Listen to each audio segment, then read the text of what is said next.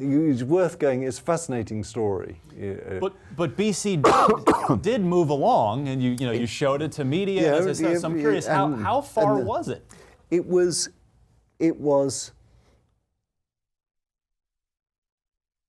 I mean, to answer that question, you have to understand about development and how. I know a little. And development and that time in the industry. That time in the industry, and this still exists.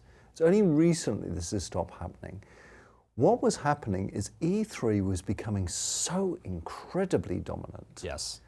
That teams would not spend a couple of weeks doing a demo, they would spend months doing a demo. Yeah.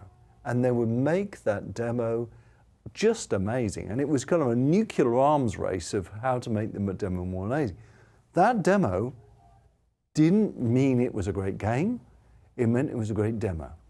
Right, because it usually works where you break it off from the main build, right? And you polish up this E3 branch, right? The actual reality is that it becomes a living thing in itself.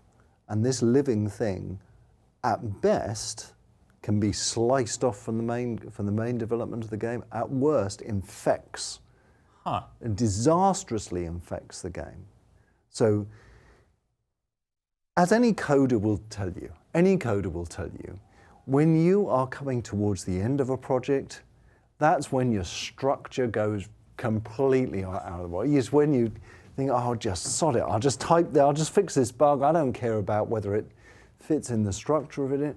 And when you're running to E3, every demo, time runs out, you've got to do the demo. And that means your coding and your structure of your project gets very, very messy.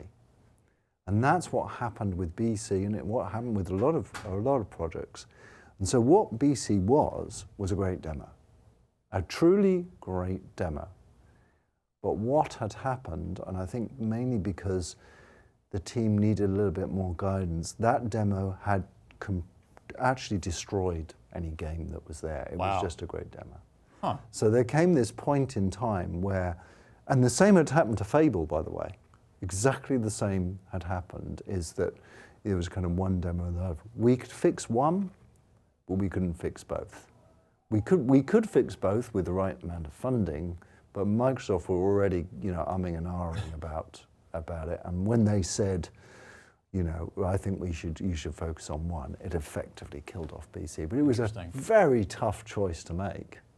The idea was cool. The idea was really cool, and if I bet you that if Fable had faded away and we'd continued with BC, we'd be sitting here talking about BC3, and it'd probably be some disastrous where we'd be set in space or something. I don't know.